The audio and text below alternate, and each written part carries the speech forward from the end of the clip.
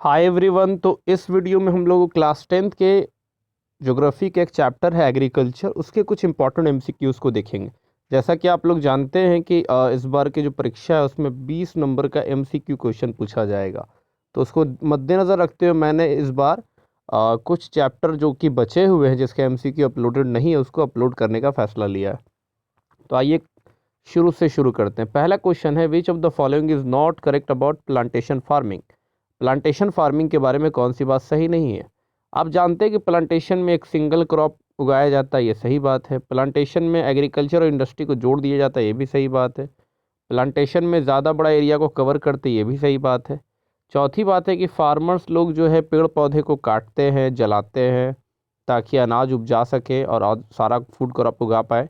ये काम होता है शिफ्टिंग कल्टीवेशन में, प्लांटेशन में ये नहीं होता। प्लांटेशन कॉमर्शियल फार्मिंग का एक एग्जाम्पल है जिसमें हम ज़्यादा ज़्यादा क्रॉप उगाते हैं ताकि मार्केट में बेच के पैसा कमाएं। तो इसका तीनों सही है, लास्ट वाला इसका गलत हो गया जो कि हमारा राइट आंसर होगा। फिर अगर हम आगे चलें तो हमारा अगला सवाल ये है कि important non food crop of our country is. तो हमारा नॉन फूड क्रॉप क्या है भाई? नॉन फूड क्रॉप क्या? क्रॉप हमारा दो तरह का होता है, एक तो फूड क्रॉप, एक नॉन फूड क्रॉप। तो जो नॉन फूड क्रॉप है उसमें हो जाता है रबर, उसमें हो जाता है कॉटन, उसमें हो जाता है जूट। तो अगर देखा जाए तो टी एंड कॉफ़ी तो फूड क्रॉप हो गया, ये गलत हो गया, ये हमारा नहीं होगा। मिलेट एंड पल्स ये भी फूड क्रॉप, ये भी नहीं होगा। लास्ट में बचा कॉटन एंड जूट, तो जो कि सही आंसर होगा कॉटन एंड जूट, इसका आंसर होगा सी। अगर हम लोग और आगे चले तो अगला सवाल पूछा जा रहा है कि two main wheat growing regions are. तो जो दो main wheat growing regions Bihar में भारत में है तो वो असल में गंगा सतलज बेसिन है। जो गंगा और सतलज के बीच का जो प्लेन रीजन है और जो डक्कन ट्रैप है वहाँ पे ही ज़्यादा गेहूँ उगाया जाता है। अगला सवाल है कि इनमें से वेजिटेरियन डाइट के लिए, जो वेजिटेरियन लोग हैं उनके लिए प्रोटीन का सोर्स क्या है? तो वो बिल्कुल सही जवाब आपका पल्सेज होगा। पल्सेज एक ऐसा क्रॉप है जो कि खरीफ भी होता है जी और रबी भी होता है।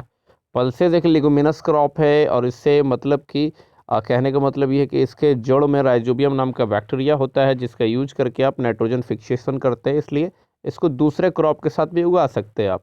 लेकिन इसमें ये ड्राई क्रॉप होते हैं, इसमें कम बारिश भी आप कीजिएगा तो भी कम बारिश कम वाटर में भी ये आराम से हो जाता है, इसमें कोई प्रॉब्लम ऐसा नहीं है कि ज़्यादा वाटर करने का इसको फुटाने मतलब इसके अंदर ये योग्यता मतलब ये नहीं खोजता।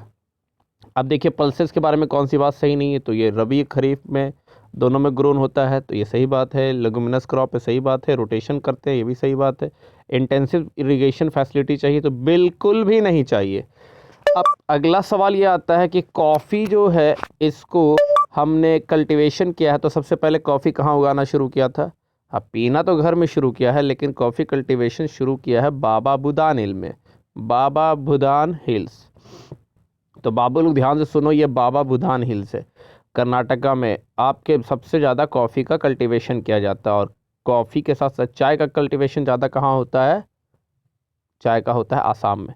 इसमें से कौन सा ऑटोमोबाइल इंडस्ट्री के लिए इंपॉर्टेंट रॉ मटेरियल है भाई? तो उसका राइट आंसर है रबर। प्राइमेटिव ऑटोमोबाइल इंडस्ट्री जिससे टायर वगैरह बनता है तो किससे बनेगा? रबर से बनेगा। प्रिमिटिव सबसिस्टेंस फार्मिंग उसको कहते हैं जिसमें हम एक पेड़ लिए और पेड़ को काटना शुरू किए, काटने के बाद उसमें आग लगा दिए, जला दिए, उसका जो राख बचा उस राख पे बीज बो के खेती करते हैं, उसको कहते हैं प्रिमिटिव सबसिस्टेंस फार्मिंग। तो इसको और क्या नाम से जानते हैं? स्लैश एंड बर्न एग्रीकल्चर, क्योंकि इसमें काटने और जलाने की बात चल रही है। Plantation agriculture is a type of, तो इसमें प्लांटेशन एग्रीकल्चर सबसिस्टेंस फार्मिंग नहीं होता है जी, ये क्या होता है? Commercial farming. तो राइट आंसर क्या होगा? Commercial farming, option number B. तो हम लोगों ने अब तक 9 क्वेश्चंस को बहुत इजीली हैंडल किया। आइए आगे चलते हैं हम लोग और आगे क्वेश्चंस को देखते हैं हम लोग। क्वेश्चन नंबर 10, 11, 12 इन सब को हम लोग देखते हैं। तो अब देखिए क्वेश्चन नंबर 10 में ये कह रहा है कि ऐसी फार्मिंग जिससे फैमिली नीड्स को पूरा किया जाए। आप जानते हैं फार्मिंग दो तरह का होगा, एक सबसिस्टेंस और एक कॉमर्शियल। सबसिस्टेंस जिसमें खाना और उगाना, उगाया और खा लिया, चुपचाप से खुद खाया फैमिली को खिला दिए। अगर ज़्यादा मेहनत से कर रहे हैं तो इंटेंसिव हो गया, नॉर्मल मेहनत से किए तो प्रिमिटिव हो गया जिसमें पेड़ पौधा जला दिए। कॉमर्शियल फार्मिंग उगाएंगे और उगा के बेच के पैसा कमाना है। तो फैमिली नीड्स को पूरा करने वाला क्या कहलाएगा? Subsistence farming. इनमें से कौन सा अनाज जो कि कोर्स अनाज है, कोर्स अनाज मतलब मोटा अनाज है, इसको खा के आप मोटे होंगे इस बात का गारंटी नहीं है, लेकिन ये मोटा अनाज यानी इसमें न्यूट्रिशन ज़्यादा पाया जाता है।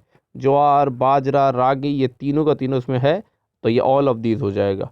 अगला प्रश्न आता है कि भूदान और ग्रामदान मूवमेंट इनिशिएटेड किया गया था किसके द्वारा?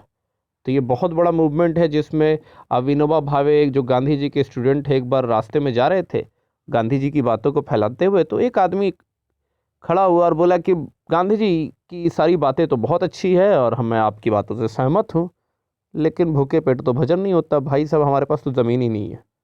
तो उन्होंने कहा कि ठीक है भाई, हम प्रयास करेंगे आपको ज़मीन मिल जाए।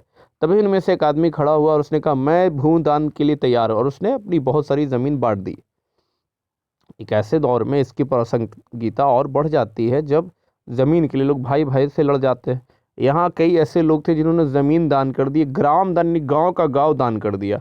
ये मूवमेंट स्टार्ट करवाया गया था विनोबा भावे जैसे शख्सियत के द्वारा। अगला सवाल है जो कि सीबीएसई पूछ भी चुका है, इंटेंसिव सब्सिस्टिंग फार्मिंग जो है वो किस एरिया में प्रैक्टिस किया जाता है? आप जानते हैं कि जो प्रिमिटिव फार्मिंग है कम आबादी वालों के लिए, और इंटेंसिव जहाँ बहुत मेहनत करना पड़ेगा तो वहाँ पे हाई पॉपुलेशंस होता है, तो इसका राइट आंसर हाई पॉपुलेशन होगा। अगला सवाल ये बहुत अच्छा है कि आप ये कहिए कि कौन सा स्टेटमेंट इनकरेक्ट है कॉमर्शियल फार्मिंग के बारे में। तो भाई कॉमर्शियल फार्मिंग में आप जान रहे हैं कि modern inputs heavy dose of chemical fertiliser जड़ता है, सही बात है क्योंकि ज़्यादा उगाना है आपको। क्रॉप्स को उगाया जाता है बेचने के लिए, सही बात है। फैमिली मेम्बर्स इन्वॉल्व होते हैं, ना फैमिली मेम्बर्स उतना इन्वॉल्व नहीं होते। हाँ, लार्ज लैंड होल्डिंग्स में इसको प्रैक्टिस किया जाता है, ये बात आपकी सही है। अगला प्रश्न अगर आपके स्क्रीन पे आएगा तो उसको हम लोग देखने से पहले, तो हम लोग बात कर रहे थे कि एक ऐसा मिलेट जो कि किल आयरन, कैल्शियम और सारे न्यूट्रिएंट्स और रफेज में रिच होगा, तो वो कौन सा है? तो वो रागी है, जिस फिंगर मिलेट भी कहते हैं। फिर फ्रूट्स और वेजिटेबल का स्पेशल कल्टीवेशन अगर आप करते हो तो उसको हम लोग एग्रीकल्चर नहीं करते हैं जी, उसको हॉर्टिकल्चर कहते हैं। और सेरीकल्चर कहते हैं सिल्क वर्म का जब आप प्रोडक्शन करोगे ना, सेरीकल्चर उसको कहते हैं जिसमें आप सिल्क वर्म, जो कि आप जान रहे हैं कि मलबेरी का पत्ता ही सिर्फ खाएगा, और वो सिल्क वर्म का प्रोडक्शन आप कर रहे हैं सिल्क निकालने के लिए, कोई इससे हमदर्दी आपको नहीं है, उससे सिल्क निकालना, आपको रेशम निकालना, तो उस प्रोडक्शन को, उस प्रोसेस को सेरीकल्चर कहते हैं। मछली पालन को पेसी कल्चर कहते हैं। अब सवाल ये कि which is the main food crop of the eastern and southern part of the country. तो सदर्न पार्ट हो या ईस्टर्न पार्ट, आसाम चले जाइए आप, साउथ में चले जाइए आंध्र प्रदेश वगैरह, तो वो चावल मिलेगा आपको, बल्कि हर चीज़ें चावल की मिलेगी आपको। Third most important food crop of country, हमारे कंट्री का third most important food crop, तो देखिए एक नंबर पे तो चावल आ गए, दूसरे नंबर पे गेहूँ साहब है, तीसरे नंबर पे ज्वार जी हैं। इसमें से कौन रबी क्रॉप है? तो चावल, कॉटन, मिलेट्स बिल्कुल भी नहीं है, बचा क्या? चना। तो ग्राम जो है, बिल्कुल इंस्टाग्राम साहब, ये रबी क्रॉप्स में आते हैं। आइए हम लोग लास्ट कुछ 4-5 क्वेश्चन और देख लेते हैं। इनमें से कौन लेगुमिनस क्रॉप है? तो उसका राइट आंसर है पल्सेस। गवर्नमेंट के द्वारा जो जो अनाउंसमेंट किया जाता है क्रॉप के सपोर्ट में, तो उसको कहते हैं हम लोग मिनिमम सपोर्ट प्राइस, एमएसपी। ऐसे गवर्नमेंट ने और भी किसानों के लिए फैसिलिटी दी, जिसमें पैस होता है पर्सनल एक्सीडेंट इंश्योरेंस स्कीम। खेती करते हुए मान लीजिए भैंसियाँ उसे मार उड़ दी आपको, तो पैर और भसक गया, तो ऐसे सिचुएशन में सरकार आपको स्कीम के तौर पे पैसा देती है, पर्सनल एक्सीडेंट इंश्योरेंस स्कीम इसको कहते हैं, जिसमें कुछ पैसा मिलता है। इसके अतिरिक्त भी फसल का भी बीमा होता है और सरकार के तरफ से उसमें भी पैसा वगैरह आपको कुछ दिया जाता है। अब हम लोग ये जो बहुत इंपॉर्टेंट क्वेश्चन देखने वाले हैं 22 नंबर, जो एमसीक्यू के लिए बहुत इंपॉर्टेंट है, देखिए मैच द कॉलम में आप गौर कीजिएगा, तो इसमें यह बात की जा रही है कि किस तरह से अलग अलग तरह का जो प्रिमिटिव सब्सिस्टेंस फार्मिंग है, प्रिमिटिव फार्मिंग अलग अलग कंट्रीज़ में अलग अलग नाम से फेमस है। जैसे मिल्पा, एम से मिल्पा, एम से मैक्सिको, तो मिल्पा मैक्सिको में फेमस है जी। रोका जो है आपका, रोका ब्राज़ील में है, तो रोका जो है ब्राज़ील में है। लदांग है जो कि इंडोनेशिया में है। कोनुको देखिएगा तो वेनेजुएला में है। और रे बचा तो क्या है, वियतनाम में। तो इसमें पांचों को आपको अच्छे से याद रखना। फिर से देखिए, मिल्पा मैक्सिको में, रोका, रोका ब्राज़ील में, ठीक है, रोका ब्राज़ील में है। लदांग जो है आपका इंडोनेशिया में है। आपका रे जो है वो वियतनाम में है। कोनुका जो है, कोनुको जो है वेनेजुएला में है। इसके बाद हम लोग अगर आगे बात करें कि arabica variety of coffee India में कहाँ से आया था, जो कॉफ़ी आप पी रहे हैं तो अरबिका वैरायटी की है और बहुत अच्छी क्वालिटी का, तो ओमान, यूएई, इटली से नहीं आया, बिल्कुल यमन से आया। इनमें से कौन सा ऐसा है जो क्रॉपिंग सीजन ऑफ इंडिया है, तो चारों है भाई, रबी है, खरीफ है, जैद है।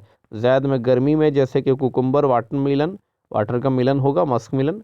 खरीफ में जहाँ बारिश वगैरह बहुत होती, चावल वगैरह आपका। रबी में देखिएगा वैसा जो बारिश थोड़ा कम भी होगा तो चलेगा, लेकिन ठंडा के मौसम में ये होगा, तो बी से विंटर। खरीफ कपड़ा ख़राब, तो आपका बारिश वाला सीज़न। और ज़ैद जो कि जल जाता है आदमी, तो गर्मी का सीज़न। इंडिया का रैंक क्या है कंजप्शन और प्रोडक्शन में दाल में, तो ये सब कोई बताने वाली बात है, ये तो बहुत आसान क्वेश्चन है, तो इसका जवाब आप खुद दीजिएगा कमेंट सेक्शन में। तो हमने इस वीडियो में 25 क्वेश्चन को सॉल्व किया। नेक्स्ट वीडियो में मैं आपके सामने एक नेक्स्ट चैप्टर की बात करूंगा, जो कि इंडस्ट्री चैप्टर होगा, मैन्युफैक्चरिंग इंडस्ट्री, फिर मिनरल रिसोर्स। तो जितना भी ज्योग्राफी का बचा हुआ चैप्टर है उसका मैं वीडियो एक एक करके अपलोड करके रखूँगा। तब तक के लिए thank you very much, have a nice day.